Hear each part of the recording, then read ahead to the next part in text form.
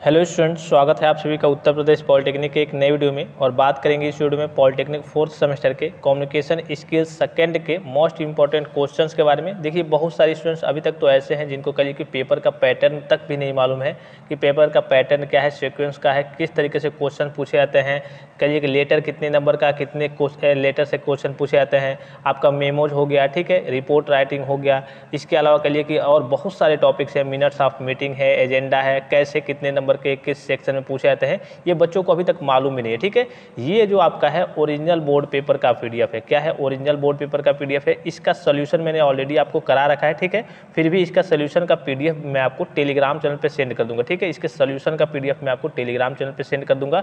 Uttar Pradesh polytechnic Telegram channel और UP polytechnic जीकअप Telegram channel को भी आपको ज्वाइन कर लेना है। वहीं पे सारे डाटा वगैरह, सारे पीडीएफ वगैरह आपको सेंड किए जाएंगे। यूपी पॉलिटेक्निक जीकअप डायरेक्ट लिंक मैं आपको इसी वीडियो के डिस्क्रिप्शन बॉक्स में सबसे ऊपर दे रहा हूँ। ठीक है, कई हजार बच्चे वहाँ पे जुड़े हुए हैं, तो इसका मैंने सॉल्यूशन ऑलरेडी करा रखा है। एक सीक्वेंस पहले देख लीजिए, 2022 का पेपर है, फिर अभी मैं आपको 2023 का दिखाऊंगा और 2024 का मॉडल पेपर दिखाऊंगा। एक चीज़ का आपको ध्यान रखना है, जैसे कि यहाँ पे आपको दिख रहा होगा प्रीपोजिशंस, ठीक है, कंजक्शन वाला भी पार्ट नीचे है, तो कोई जरूरी नहीं, चूंकि ये सीक्वेंस बना आ रहा है 3-4 साल से, इसी तरीके से आपका पूछा जाता है। पहले सेक्शन में ये पूछा जाएगा, दूसरे सेक्शन में ये, लेकिन एक बात का आपको ध्यान रखना है, ये आपके सिलेबस में है, तो ये भी आपसे पूछा जा सकता है कि प्रीपोजिशन क्या होता है, इसके टाइप्स कितने हैं उसको डिफाइन कीजिए, कंजक्शन क्या होता है उसके टाइप्स कितने हैं उसको डिफाइन कीजिए। ये कोई जरूरी नहीं है कि हाँ ये सीक्वेंस बना हुआ है fill in the blanks type का, ठीक है, तो यही आपसे पूछा जाएगा। बोर्ड चाहे जैसे चाहे, कभी कभी देखा होगा आपने पेपर कलिए कि उल्टा कर देता है, यानी कि उलट फेर कर देता है, एकदम कलिए कि चेंज कर देता है, तो इस केस में आप फंस जाएंगे। तो उसको भी आपको ध्यान देना है। प्रीपोजिशन हो गया, कंजक्शन हो गया, उसके डिफिनीशन हो गए, टाइप्स हो गए, उस पर भी आपको ध्यान देना है, उसको भी आपको पढ़ लेना है। ठीक है, लेकिन 99% चांसेस क्या है कि इसी टाइप से, यही जो पैटर्न है, यही सीक्वेंस है, इसी तरीके से आपका देगा। और पहले में देखिए 4 क्वेश्चन देगा, एक नंबर का 4 नंबर। यहाँ पे देखिए ये आपका 2 पार्ट हो जाएगा, 2 चीज़ यहाँ पे फिलअप करना है। ठीक है, इसका सोल्यूशन मैंने ऑलरेडी करा रखा है, तो पहले में आपका ये हो जाएगा, फिर दूसरे क्वेश्चन में आपसे वही पूछेगा उसी तरीके से, लेकिन इसमें फ्रेमिंग करने के लिए जो आपका दिखा फ्रेम करने के लिए क्वेश्चन बनाने के लिए कहेगा, ये भी आपसे 4 क्वेश्चन पूछेगा, एक नंबर का 4 नंबर का।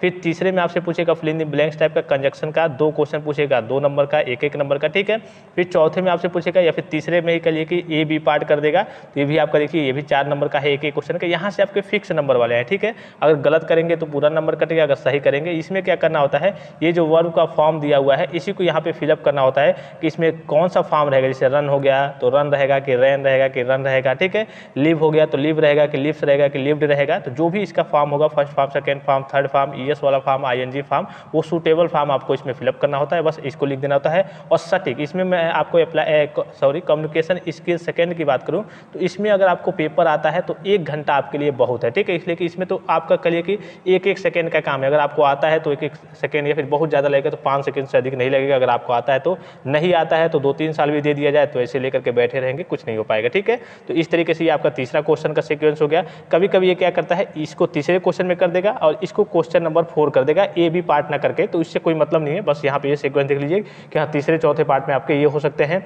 फिर पांचवें पे देखिए, यहाँ पे ये जो चौथा क्वेश्चन है यहाँ पे, तो इसमें देखिए क्या दिया हुआ है, यहाँ पे देखिए, यहाँ थोड़ा सा ध्यान दीजिएगा, राइट ए लेटर, ये 2022 का ऑफिशियल पेपर है। ठीक है, write a letter, write a letter और राइट ए लेटर, यानी कि चौथे पार्ट में अब चौथा दे, कभी कभी अनसीन पैसेज पहले दे देता है तीसरे चौथे या फिर 5वें पार्ट में, और लेटर बाद में देता है, मेमोरेंडम या फिर ड्राफ्ट वगैरह, एजेंडा वगैरह हो गया वो बाद में देता है।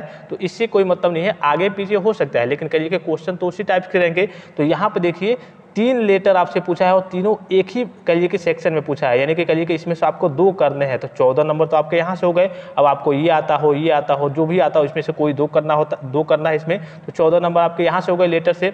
फिर आपका यहाँ पे देखिए एक और लेटर पूछा है, write draft a letter of warning to an employee for his coming to office habitually late. ठीक है, तो इसके यहाँ पे भी आपसे एक पूछ दिया है, और ये भी आपका 7 नंबर है, इसमें से या फिर इसमें से कोई एक करना है। तो लेटर पे आपको ज़्यादा फोकस करना है। किस पे फोकस करना है? लेटर पे आपको ज़्यादा फोकस करना है। फिर उसके बाद से 6वें पार्ट में देखिए, ये आपका लेटर दे दिया है और उसमें से ड्राफ्ट ऑफिस ऑर्डर वगैरह। ठीक है, कभी कभी यहाँ पे इसी पार्ट में आपका मेमोरेंडम दे देगा या फिर मिनट्स ऑफ मीटिंग दे देगा, कुछ भी दे सकता है इसमें अथवा में करके। लेकिन लेटर आपसे कम से कम 3 नहीं तो कम से कम 2 कहिए कि लेटर आपसे पूछा ही जाएगा। 100% है कि 2 लेटर आपसे पूछा जाएगा, और यहाँ से 2 लेटर का मतलब आपके 14 नंबर यहाँ से हो जाएंगे। फिर इस पे आपको ध्यान देना है, ये देखिए अनसीन पैसेज बड़ा ही इंपॉर्टेंट होता है। ठीक है, अनसीन पैसेज के बारे बारे में मैंने आपको पिछली वीडियो में कहा था कि मैं आपकी तैयारी कराऊंगा। जैसे 3 3 6 3 9 और 9, उसके बाद से 2 11 13 और 2 15, लगभग 14-15 नंबर आपके यहाँ से बनते हैं। ठीक है, तो सबसे पहले तो ये आपका जो अनसीन पैसेज होगा, तो इसमें से जो क्वेश्चन करिए कि इससे क्वेश्चन जो राइज होंगे 3 3 6 3 9 नंबर के 3 क्वेश्चन हो गए। ठीक है, फिर आपसे इसी में से करिए कि इसी में से सिनोनिम्स और एंटोनिम्स और कह लीजिए कि वन वर्ड सब्स्टिट्यूशन पूछ लेगा 2 नंबर से 6 नंबर और 9 नंबर, 9 6 15 नंबर आपके अनसीन पैसेज से हो गए। 14 नंबर लगभग या फिर 21 नंबर आपके लेटर से हो जाएंगे और उसके बाद से जो शुरू के पार्ट थे लगभग 15 नंबर के आसपास, वो आपके 1-1 नंबर वाले फिक्स नंबर थे। ठीक है, बस इसी तरीके से आपका पेपर होगा। अब देखिए ये तो 2022 का था, अब 2023 वाला आप देख लीजिए। ठीक है, 2023 वाला भी लगभग वही सीक्वेंस था। पहले पे देखिए आपका वही प्रीपोजिशन पूछा गया है, दूसरे पे अंडरलाइन जो फ्रेमिंग करने के लिए क्वेश्चन आता है वो है, तीसरे पे कंजक्शन है, चौथे पे कह लिए कि इसमें 5 दिया है चौथे में। ठीक है, पिछली बार आपने 2022 में देखा था उसमें 4 ही दिया था, लेकिन इसमें 5 दिया है। ठीक है, तो इसमें नीचे का सीक्वेंस थोड़ा सा बदल दिया गया है। यहाँ पे देखिए 5वें में आपका अनसीन पैसेज दिया है। अब अनसीन पैसेज लगभग आपका 14 नंबर का दिया है। ठीक है, पिछली बार 15 नंबर का दिया था 2022 में, 2023 में 14 नंबर का दिया है। 2 2 4 2 6 2 8 और 8 4 12 2 14 नंबर, हाँ 2014 नंबर का दिया है। ठीक है, फिर यहाँ पे देखिए एक दिया है, आपका ऑफिशियल पेपर है, write an application requesting to your employ to grant your medical leave for 3 days, यानी कि छुट्टी के लिए कह लीजिए कि एम्प्लॉय की छुट्टी रिक्वेस्ट करना है, एप्लीकेशन लिखना है। ठीक है, write application requesting your employer to grant you medical leave for 3 days, यहाँ पे एप्लीकेशन लिखने के लिए आपसे दिया गया था। फिर यहाँ पे देखिए दूसरे पार्ट में लेटर लिखने के लिए दिया गया था। फिर यहाँ पे देखिए मेमोरेंडम लिखने के लिए दिया गया था। इन दोनों में से कोई आपको एक करना होता है। ठीक है, अब ये कीजिए आप एप्लीकेशन वाला पार्ट या फिर लेटर वाला पार्ट कीजिए। फिर नीचे की ओर आएंगे तो इन दोनों में से 7वें क्वेश्चन में देखिए इन दोनों में से मेमोरेंडम में से और ड्राफ्ट सर्कुलर में से आपको कोई एक करना होता है। ठीक है, अब जो आपको आता होगा वो कर लेना है। फिर 8वें क्वेश्चन में आएंगे तो इसमें देखिए इसमें आपका कहिए कि एक मिनट्स ऑफ मीटिंग एजेंडा दिया हुआ है और फिर आपका लेटर दिया हुआ है। ठीक है, मतलब कि लेटर आपको किसी ना किसी कहीं ना कहीं आपको कम से कम तो 2 लेटर आपको देखने को मिलेगा ही मिलेगा, यानी कि 14 नंबर तो आप लेटर से फिक्स करके चलिए। ठीक है, उसके बाद से इसी टाइप के आपके कहिए कि रिपोर्ट राइटिंग भी होती है, मेमोरेंडम भी इसी टाइप का होता है, एजेंडा भी लगभग इसी टाइप का होता है, बस थोड़े बहुत उसके फॉर्मेट वगैरह अलग होते हैं। तो जिन बच्चों को लेटर आता है या फिर जो बच्चे CBSE बोर्ड वाले हैं उनको तो कोई दिक्कत होगी ही नहीं। ठीक है, तो ये आपके कहिए कि पेपर का फॉर्मेट रहता है, सीक्वेंस रहता है या फिर कहिए कि पैटर्न रहता है। इसी तरीके से आपके कहिए कि क्वेश्चंस वगैरह आपके एग्जाम में अराइज होंगे। ठीक है, ये कहिए कि 2024 का मॉडल पेपर है, प्रैक्टिस मॉडल पेपर, जो कई कॉलेजों में प्री बोर्ड के एग्जाम वगैरह कराए जाते हैं वो है। तो इसका सोल्यूशन मैंने ऑलरेडी आपको करा रखा है, लगभग यहाँ तक मैंने आपको बता दिया था। ये सारे क्वेश्चन सारे इसके सॉल्यूशंस वगैरह मैंने आपको करा रखे हैं। ठीक है, ये हो गया या फिर ये हो गया, सारे सॉल्यूशंस वगैरह मैंने आपको करा रखे हैं। चलिए एक बार और बता देता हूँ, जो शायद नए स्टूडेंट से शायद उनको पता ना हो। ठीक है, तो एक बार और मैं बस रिपीट कर देता हूँ कि किसमें क्या रहेगा, इसलिए जो नए स्टूडेंट्स होंगे शायद उनको दिक्कत हो। तो यहाँ पे देखिए ही स्टेड अप ऑल नाइट, जल्दी मैं बता दे रहा हूँ। ठीक है, ही स्टेड अप ऑल नाइट, जो स्टूडेंट्स वीडियो को दोबारा देख रहे हैं, अगर देख चुके हैं तो इसको स्किप कर सकते हैं। He stayed up all night, वह सारी रात क्या करता रहा, जागता रहा। फिर put the vegetables into the fridge, ठीक है, यानी कि सब्जियों को फ्रिज में रखें। फिर तीसरा है all school children should be in class till 7:30 AM, यानी कि सभी स्कूली बच्चों को सुबह 7:30 बजे कहिए कि विद्यालय 7:30 बजे तक कॉलेज में पहुंच जाना चाहिए। ठीक है, तो कहाँ पहुंच जाना चाहिए, कक्षा में पहुंच जाना चाहिए। ठीक है, all student should be in class, यहाँ पे क्लास टिल 7:30 AM, यानी कि सभी स्कूली बच्चों को सुबह 7:30 बजे तक कक्षा में होना चाहिए, पहुंच जाना चाहिए नहीं होना चाहिए। ठीक है, फिर यहाँ पे देखिए ही वाज करियस, ठीक है, और यहाँ पे देखिए कामा है but, he was curious but he was afraid to, यही मतलब कि वह उत्सुक था लेकिन डरता था। ठीक है, फिर नेक्स्ट का मैंने देखिए यहाँ पे कराया था आपको, इसमें क्या होता है, ये तो काफ़ी सिंपल होता है, लगभग सभी स्टूडेंट्स बना लेंगे। यहाँ पे इसमें तो आपको कुछ करना ही नहीं होता, सबसे ईजी आपका यही जो फ्रेमिंग करने के लिए आता है, ये सबसे ईजी होता है। जिन बच्चों को थोड़ा बहुत कहिए कि थोड़ा बहुत दिमाग लगाएंगे, अगर टेंस वगैरह आता है तो उनको कोई दिक्कत नहीं होने वाली है। जैसे he goes to temple daily, अब ये जो अंडरलाइन पार्ट्स है, ये जो अंडरलाइन पार्ट्स दिया हुआ है, ऐसे क्वेश्चन बनाना होता है कि जब भी आप कहिए कि उस क्वेश्चन का आंसर देंगे तो उसमें ये पार्ट आएगा। ठीक है, अब कैसे बनाना है देखिए, he goes to daily, he goes to temple, वह मंदिर जाता है डेली, मतलब कि वह प्रतिदिन मंदिर जाता है। अब देखिए ऐसे बनाएंगे कि वह प्रतिदिन कहाँ जाता है, वह प्रतिदिन कहाँ जाता है, तो आंसर में क्या आएगा कि भाई मंदिर जाता है, तो वह प्रतिदिन कहाँ जाता है। इसको देख करके अंडरलाइन पार्ट्स को देख करके बनाना होता है और ऐसे फ्रेम करना होता है कि जब भी आप उसका जो क्वेश्चन क्वेश्चन बना रहे हैं उसका आंसर देंगे तो उसमें ये अंडरलाइन पार्ट्स आना चाहिए, ठीक है। तो यहाँ पे बनाएंगे he goes to temple daily, वह प्रतिदिन मंदिर जाता है, तो क्या कहेंगे वह प्रतिदिन कहाँ जाता है, तो आंसर में क्या आएगा मंदिर जाता है, तो इसका बनेगा वह प्रतिदिन कहाँ जाता है, तो where does he go daily, क्या रहेगा where does he go daily, और लास्ट में आपका क्वेश्चन मार्क हो जाएगा, प्रश्नवाचक चिन्ह हो जाएगा, ठीक है। फिर दूसरा इसी प्रकार है we are going to Australia next month, we are going हम लोग जा रहे हैं टू ऑस्ट्रेलिया नेक्स्ट मंथ, यानी कि अगले महीने, हम लोग अगले महीने ऑस्ट्रेलिया जा रहे हैं, तो हम लोग अगले महीने कहाँ जा रहे हैं, तो आंसर में क्या आएगा कि हम लोग अगले महीने ऑस्ट्रेलिया जा रहे हैं, तो इसका क्या हो जाएगा where are we going to next month, हम लोग अगले महीने कहाँ जा रहे हैं, और लास्ट में आपका प्रश्नवाचक चिन्ह हो जाएगा।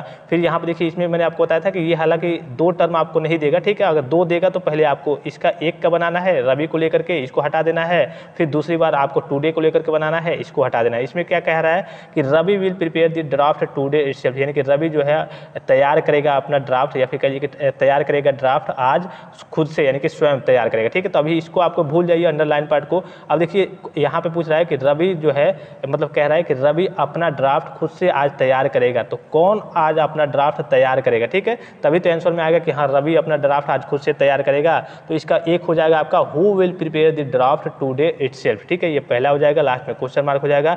फिर अगर इसको छोड़ दीजिए, यहाँ पे मान लीजिए ये अंडरलाइन पार्ट नहीं है, इसको अब भूल जाइए, ये अंडरलाइन पार्ट है, ठीक है, कि कहा जा रहा है कि Ravi will prepare the draft today itself, यानी कि रवि तैयार करेगा ड्राफ्ट आज खुद से, ठीक है। अब देखिए आज की बात हो रही है, तो यहाँ पे कब कहिए कि जब बात आएगी कब तैयार करेगा तभी तो आएगा यहाँ पे कि हाँ आज तैयार करेगा, तो इसका क्या बन जाएगा आपका कि when will Ravi prepare the draft, यानी कि रवि कब जो अपना ड्राफ्ट है उसको कब तैयार करेगा खुद से, ठीक है, तो आज के डेट में तैयार करेगा, यानी कि आज तैयार करेगा, तो इस तरीके से आपका हो जाएगा, इसका हो जाएगा when will Ravi prepare the draft itself, क्या हो जाएगा when will Ravi prepare the draft itself, ठीक है, when will Ravi prepare the draft itself. और देखिए द बॉय केम हियर, यानी कि लड़का यहाँ आया टू बाय सम फिश, कुछ मछली खरीदने के लिए, ठीक है, तो इसका क्या हो जाएगा कि लड़का यहाँ क्यों आया, तो why did the boy come here, ठीक है।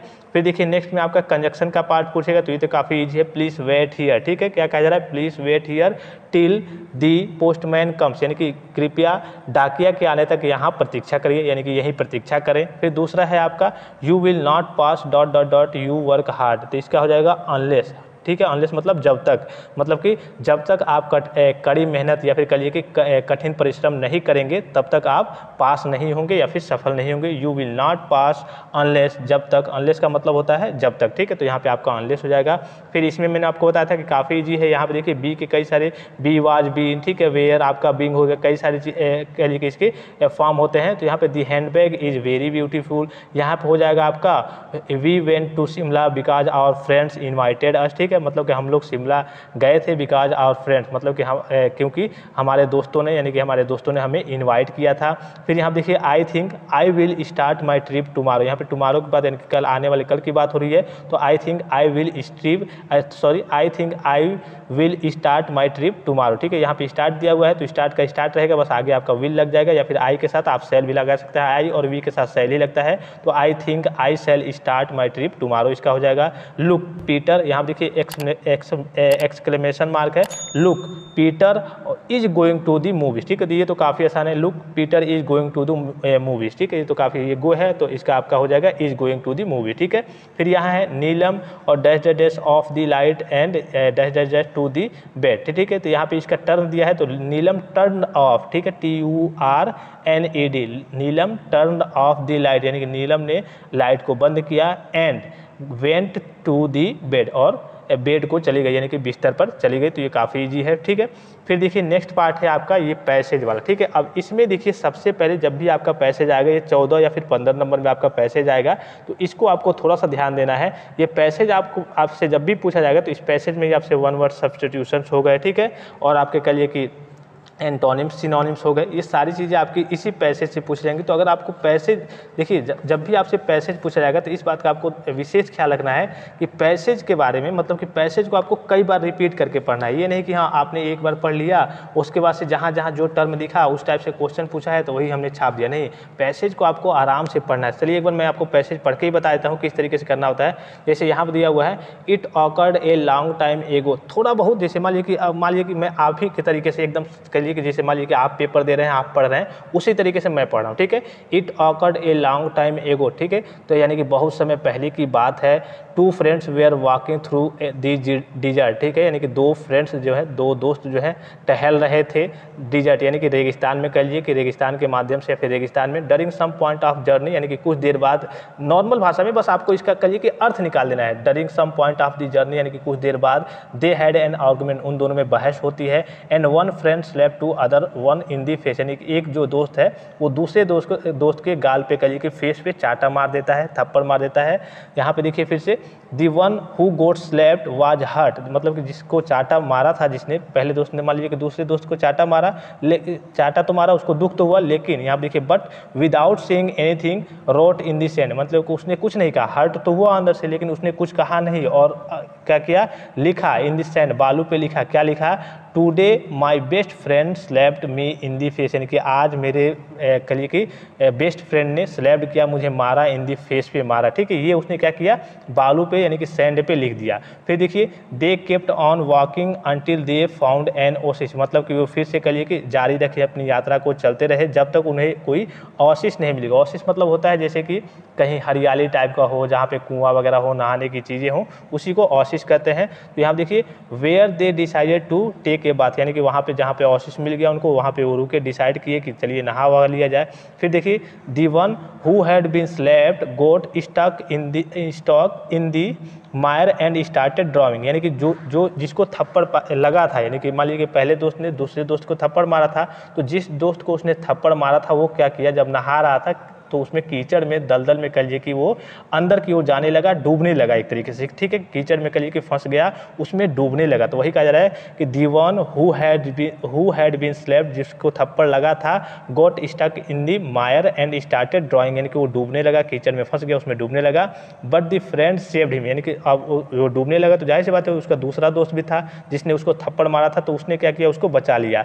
उसके बाद से क्या किया, आफ्टर द फ्रेंड रिकवर, यानी कि जब उसको बचा लिया तो उसके बाद से उसके दोस्त ने, जो कहिए कि जो थप्पड़ पहले खाया था और जो जिसने मारा था उसी ने बचाया, तो दूसरी बार क्या किया, after the friend recovered from the near drawing he was road on stone, उसके बाद से जिस थप्पड़ को पहले उसने, जिस दोस्त को पहले उसने थप्पड़ मारा था, फिर उसी ने उसको बचाया भी, तो उसके बाद से जिस दोस्त ने थप्पड़ खाया था और जिसको बचाया गया, उसने फिर से एक पत्थर पे लिखा, today my best friend saved my life, मतलब कि आज मेरे बेस्ट फ्रेंड ने मेरी जान बचाई।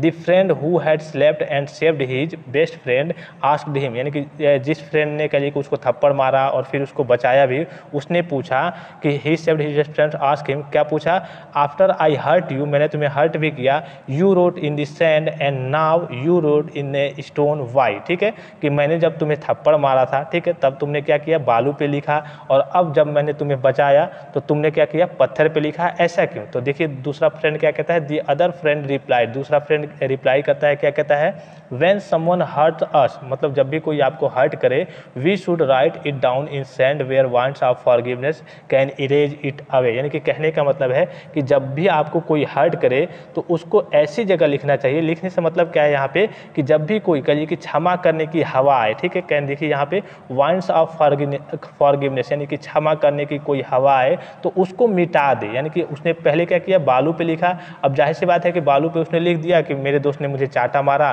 तो जब हवा आएगी, कहिए कि क्षमा करने की हवा मतलब कहिए कि जब हवा आएगी तो उसको मिटा देगी, लेकिन वही उसने जब उसको बचाया तो उसने पत्थर पे लिखा था, जब पत्थर पे लिखा तो कोई भी हवा आएगी तो उसको क्या करेगी, मिटा नहीं पाएगी। कहने का सीधा मतलब है कि जब भी कोई चीज़ आपके साथ गलत हो, यहाँ पे मतलब कि गलत मतलब कुछ बुरा हो, तो उसको आपको ये नहीं कि याद करके हाँ चल जा रही यार गलत हो गया, ये हो गया, ऐसे हो गया, उसको भूल जाना चाहिए, ठीक है। अगर कोई अच्छी चीज़ होती है उसको अपने दिल में बसाए, यानी कि हमेशा यहाँ पे कहने का सीधा मतलब है कि निगेटिव थिंकिंग या सारी चीज़ों को भूल जाना चाहिए। जब भी आप अपने मन में विचार रखें, सोच रखें, वो आपका पॉजिटिव होना चाहिए। तो इस कहानी का मतलब कि इसका पूरा सारांश इस पैसेज का यही था। अब देखिए यहाँ पे क्वेश्चन क्या पूछा गया है, why did one friend slap another friend, यहाँ पे क्या कहा गया है कि एक दोस्त ने दूसरे दोस्त को थप्पड़ क्यों मारा। वेरी इजी, बहुत ही ईजी है, ठीक है। अगर आप इस पैसेज को सही से पढ़ें, सारी चीज़ों को देखें तो जाहिर सी बात है कि कर लेंगे, लेकिन अगर आपने इस पैसेज को पढ़ा नहीं, 2-3 बार नहीं पढ़ा है सही से, उसका मीनिंग या फिर ट्रांसलेट इसको नहीं कर पाया है, तो जाहिर सी बात है कि आप इसका आंसर नहीं दे पाएंगे, और देंगे भी तो क्या करेंगे, जहाँ जहाँ कोई टर्म दिखेगा इस टाइप का कि हाँ स्लैब्ड, तो वहाँ से क्या करेंगे, यहाँ से लेकर के यहाँ तक, मतलब जहाँ भी टर्म दिखेगा उसको कह लीजिए आप ट्रिक कर देंगे, लेकिन ऐसे नहीं करना, ठीक है। बड़ा ही ईजी सा होता है। Why did one friend slapped another friend, यहाँ पे स्लैप्ड रहेगा, मतलब कि एक दोस्त ने दूसरे दोस्त को थप्पड़ क्यों मारा, तो एक दोस्त ने दूसरे दोस्त को थप्पड़ क्यों मारा, तो यहाँ पे अगर आप आएंगे तो देखिए the one friend who got slapped, यहाँ पे दिख रहा होगा आपको, during some point of the journey they had an argument and one friend slapped to the, मतलब slapped the other friend in the face, यानी कि क्या हुआ, उन दोनों के बीच बहस हो गई थी किसी बात को लेकर के, ठीक है। तो बहस के चलते एक दोस्त ने दूसरे दोस्त को कह लिए कि थप्पड़ मारा, ठीक है। तो किस लिए, आर्गुमेंट, वहाँ पे कह लिए कि आर्ग्यू हो गई, बहस वगैरह हो गई, उसके लिए एक दोस्त ने दूसरे दोस्त को थप्पड़ मार दिया। फिर दूसरा क्वेश्चन पूछा गया इसमें, where did the two friends stay during the journey and why, यानी कि यात्रा के दौरान दोनों दोस्त कहाँ जाकर रुके और क्यों रुके, ठीक है। तो यात्रा के दौरान दोनों दोस्त कहाँ जाकर के रुके, तो ओसिस के पास रुके, और क्यों रुके, तो नहाने के लिए रुके, क्योंकि वो रेगिस्तान में चल रहे थे और उनको दिक्कत हो रही थी पानी वगैरह के लिए कि नहाने की, या फिर गर्मी वगैरह हो रही थी, तो क्या रुके, यहाँ देखिए यहाँ पे वो टर्म आ जाएगा आपका slapped and they kept during, हाँ यहाँ पे दिख रहा होगा आपको, they kept on walking until they found an oasis, यानी कि जब तक वो टहलते रहे, आगे घूमते रहे, जब तक उन्हें कोई ओसिस यानी कि कोई हरियाली जगह जहाँ कुआं वगैरह हो, नहाने की चीज़ें हो, जब तक वो नहीं मिल जाता वो चलते रहे, और वहाँ पे जहाँ से ओसिस मिला वो रुक गए, और they decided to take a bath. तो वही क्वेश्चन पूछा रहा है, क्या क्वेश्चन पूछा गया इसमें कि where did the two friends stay during the journey and why, यानी कि यात्रा के दौरान दोनों दोस्त कहाँ जाकर रुके और क्यों रुके, तो ओसिस के पास रुके, और क्यों रुके, तो नहाने के लिए रुके। फिर देखिए आपका नेक्स्ट है, when the first friend saved the life of the second friend what did the second friend do, यानी कि जब पहले दोस्त ने दूसरे दोस्त की जान बचाई तो दूसरे दोस्त ने क्या किया, तो जाहिर सी बात है कि आपने अभी उसमें पैसेज में देखा कि दूसरे दोस्त ने क्या किया कि एक पत्थर पे उसने लिखा, क्या लिखा, यहाँ पे देखिए, today my best friend saved my life, ठीक है। जब एक दोस्त ने दूसरे दोस्त की जान बचाई डूबने से, कह लिए कि दलदल में फंसा हुआ था, डूबने से जान बचाई, तो दूसरे दोस्त ने क्या लिखा, today my best friend saved my life, और किस पे लिखा, तो stone, right on a stone, एक पत्थर पे लिखा। बस यही, आपको अगर पैसेज का ट्रांसलेशन करना आ गया तो इसमें आप सारी चीज़ें को लिख लेंगे, ठीक है। अब देखिए फिर नेक्स्ट क्वेश्चन पूछा है, what lesson do we learn from this story, यानी कि हम इस कहानी से हमें क्या शिक्षा मिलती है, तो इस कहानी से हमें यही शिक्षा मिलती है, इस पैसेज का पूरा सारांश यही था कि जो भी निगेटिव सारी चीज़ें अगर आपके मन में आती हैं, या फिर कुछ चीज़ आपके फैमिली में भी होता होगा, कोई लोग या फिर कई लोग कह लीजिए कि आपके साथ कुछ गलत कर देते होंगे, तो उसको लेकर के उसको ढोना नहीं चाहिए कि मेरे साथ गलत हो गया, मेरे साथ ये हो गया, उसको भूल जाना चाहिए, और जितनी भी पॉजिटिव चीज़ें होती है उसको अपने दिल में बसाए रखना चाहिए, ठीक है। जितनी भी अच्छी चीज़ें होती हैं उसको हमेशा याद रखना चाहिए, जितनी भी बुरी चीज़ें होती हैं उसको हमेशा भूल जाना चाहिए। ऐसा नहीं है कि हाँ बुरी चीज़ें हुई हैं, आप क्रोध में आ गए कि नहीं हम 10 साल बाद 5 साल बाद या फिर कह लीजिए कि हम बदला लेंगे ही लेंगे, ऐसा आपको नहीं करना चाहिए। निगेटिव चीज़ों को आपको भूल जाना चाहिए, पॉजिटिव चीज़ों को आपको हमेशा याद रखना चाहिए। और इस कहानी से यही आपने देखा कि जब पहली बार उसने क्या किया, पहली बार जब उसने थप्पड़ मारा तो उसने क्या किया, थप्पड़ मारा तो उसने एक सेंड यानी कि बालू पे लिखा कि today my best friend slapped me in the face, ठीक है। और जब वही उसने उसकी जान बचाई, जब दलदल में वो डूब रहा था उसकी जान बचाई, तो उसने फिर से कह लिए कि लिखा दूसरी बार बालू पे नहीं पत्थर पे लिखा कि today my best friend saved my life, ठीक है। अब जाहिर सी बात है कि जब हवा बहेगी तो ये बालू वाली चीज़ तो मिट जाएगी, लेकिन जो पत्थर वाली चीज़ है वो कभी नहीं मिटेगी। तो इसीलिए कहने का यही सारांश, पूरा इसका पैसेज का यही सारांश था कि जो निगेटिव चीज़ें होती हैं उसको आपको हमेशा फॉरगेट यानी कि भूल जाना चाहिए, और जो पॉजिटिव चीज़ें होती हैं उसको आपको हमेशा अपने दिल में बसाए रखना चाहिए, याद रखना चाहिए, ठीक है, उसको याद करना चाहिए। ये 4 हो गया डी तक। फिर इसी पार्ट में आपसे पूछेगा antonym, synonyms, one word substitutions, फिर आपका देखिए जैसे ई वाले पार्ट में पूछा है और इसी पैसेज से ही पूछेगा ऊपर से, ठीक है। देखिए यहाँ देखिए give one word for the following groups of the words, love of Mankind, ठीक है। यहाँ दिया हुआ है love of Mankind. Love of Mankind मतलब होता है मानव जाति के प्रति प्रेम, तो इसका आपका हो जाएगा फिलिएंथ्रोपी, ठीक है। PHILANTHROPY,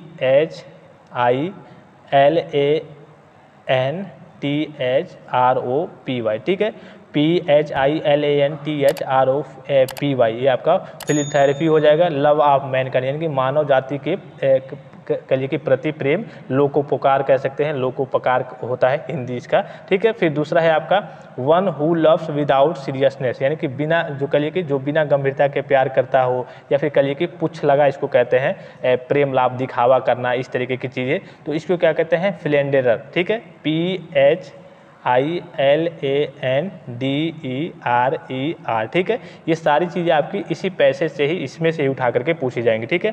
फिर ये आपका हो गया। फिर देखिए give the synonyms of the following, ठीक है। ऑसिस दिया है और ड्रॉन दिया है, ठीक है। ऑसिस और ड्रॉन, तो यहाँ देखिए ऑसिस, यहाँ पे आपको दिख रहा होगा ऑसिस भी टर्म होगा, यहाँ पे दिख रहा है, ठीक है। फिर यहाँ पे आपका स्टक ड्रॉन, ठीक है, ड्रॉनिंग यानी कि कह लिए कि दल में फंसा हुआ था, डूब रहा था, तो ऑसिस और ड्रॉनिंग इसी में से आपका पैसे, इसी से ही आपका पूछेगा, ठीक है। तो ऑसिस का मतलब मैंने आपको अभी शुरू में ही बताया था कि ऑसिस का मतलब होता है कि जहाँ कह लिए कि एक तरीके से कुआँ वगैरह हो, हरियाली चीज़ें हो, पानी की चीज़ें हो, उसी को ऑसिस कहते हैं। तो ऑसिस को आप वाटरिंग कह सकते हैं, वाटरिंग होल, वाटरिंग प्लेस कह सकते हैं, स्प्रिंग कह सकते हैं, या फिर वेल कह सकते हैं। यहाँ पे सिनोनिम्स पूछा है, पर्यायवाची पूछा है, ठीक है। तो ऑसिस का मतलब वेल यानी कि कुआं वगैरह, या फिर वाटरिंग प्लेस, वाटरिंग होल, या फिर स्प्रिंग कह सकते हैं। ड्रॉन का मतलब होता है, ड्रॉन का मतलब होता है आपका डूबना, ठीक है। ड्रॉन का आपका सिंक हो जाएगा। सिंक मतलब क्या होता है, डूबना, ठीक है। तो ये आपका क्या हो गया, सिनोनिम्स हो गया, पर्यायवाची हो गया। फिर एंटोनिम्स भी आपने इसमें पूछा है। आर्ग्यू, आर्ग्यू का मतलब क्या होता है, सबसे पहले देखिए इसका आपको हिंदी आना चाहिए, ठीक है। अगर हिंदी नहीं आएगा, मीनिंग नहीं जानते होंगे, तब तो नहीं कर पाएंगे, ठीक है। तो आर्ग्यू का मतलब क्या होता है, आर्ग्यू का मतलब होता है कि बहस करना, ठीक है। क्या होता है, बहस करना। अभी आपने देखा ऊपर उसी के लिए तो उसने थप्पड़ मारा था कि बहस हो गई तो उन दोनों के बीच में किसी चीज़ को लेकर के। आर्ग्यू का मतलब होता है बहस करना। तो इसका कह लिए कि हमें विलोम शब्द लिखना है, एंटोनिम्स लिखना है। तो बहस करना का क्या हो जाएगा आपका, इग्नोर लिख सकते हैं, ठीक है, कि इग्नोर करना। सरेंडर लिख सकते हैं कि बहसबाजी हो रही है तो चलिए हम सरेंडर कर देते हैं, हम बहस नहीं करेंगे, ठीक है। या फिर कह लिए कि आपका मेक पीस हो जाएगा, यानी कि शांति बनाए रखना, ठीक है।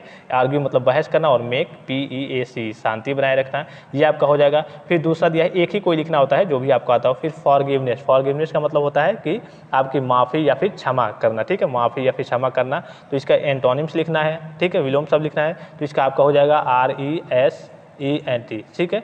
रिसेंट, सॉरी RESENT, हाँ RESENT, रिसेंट हो जाता है एक आपका। फिर आपका हो जाएगा ब्लेम, चाहे लिख सकते हैं ब्लेम, ठीक है। आर्ग्यू मतलब कहिए कि क्षमा करना, माफ़ी करना। तो ब्लेम मतलब दोष करना, दोष देना, दोषी लगाना, ठीक है। तो आप ब्लेम लिख सकते हैं, ब्लेम बेटर रहेगा, ठीक है। फिर इसके अलावा आप सेंसर लिख सकते हैं, CENSUR, यानी कि निंदा करना, ये भी आपका हो जाएगा, ठीक है। तो इसी तरीके से आपका कहिए कि ये आपका पूरा अनसीन पैसेज हो गया। बस स्टोरी आपको आना चाहिए। फिर आपसे कहिए कि नेक्स्ट पार्ट में आपसे लेटर पूछेगा, ठीक है। लेटर पूछ सकता है, उसमें मेमोरेंडम पूछ सकता है। लेटर में अथवा में 2 लेटर, दोनों में से कोई एक करना रहेगा, जैसे कि आपने पिछली बार देखा होगा पेपर में, मैंने आपको पूरा पेपर का एनालिसिस कराया। फिर मेमोरेंडम हो गया, फिर सर्कुलर हो गया, फिर लेटर आपसे कम से कम 3 लेटर पूछेगा, फिर मिनट्स ऑफ मीटिंग, एजेंडा वगैरह आपसे पूछेगा। तो इस तरीके का कुछ आपका जो 2024 का भी पेपर रहेगा, इसी तरीके से कुछ आपका रहेगा। बस आपको अगर इंग्लिश थोड़ी बहुत भी आती है, मिलाना वगैरह, या फिर कहिए कि ट्रांसलेट करना उसको अगर आप आता है, तो पैसे से यहाँ पे 14 नंबर है, 14 में से यहाँ से आप 10 पा जाएंगे। लेटर कम से कम आपका 14 नंबर का आएगा, तो 14 में से 7 पा जाएंगे, 10 7 17, तो इतने में से ही हो गए। फिर आपका और भी क्वेश्चन है, मिनट्स ऑफ मीटिंग है, ये सारे क्वेश्चन है, इसमें से 2-4 भी कर देंगे तो 100% इसमें बैक नहीं लगे। और बैक बच्चों की लगती भी नहीं है, लेकिन जिनको कुछ नहीं आता है उनकी बैक वगैरह इसमें भी लग जाती है, ठीक है। तो आई होप कि वीडियो आपको इन्फॉर्मेटिव लगा। सभी का PDF मैं आपको टेलीग्राम चैनल पर दे रहा हूँ, UP पॉलीटेक्निक, ठीक है, UP polytechnic GCUP Telegram channel, UP polytechnic GCUP Telegram channel पे मैं सेंड कर रहा हूँ। वहाँ से जाकर के सारी चीज़ों को आप डाउनलोड कर लेंगे। और भी कोई डाउट्स हो, और जिसका कहिए कि सॉल्यूशन का भी जो PDF है उसको मैं वहीं पे सेंड कर दे रहा हूँ, ठीक है। और भी कोई डाउट्स हो, किसी प्रकार की समस्या हो, तो आप कमेंट बॉक्स में कमेंट करके पूछ सकते हैं। फिलहाल इस वीडियो में इतना, इजाज़त दीजिए, धन्यवाद, थैंक्स फॉर वॉचिंग। मिलते हैं नेक्स्ट वीडियो में।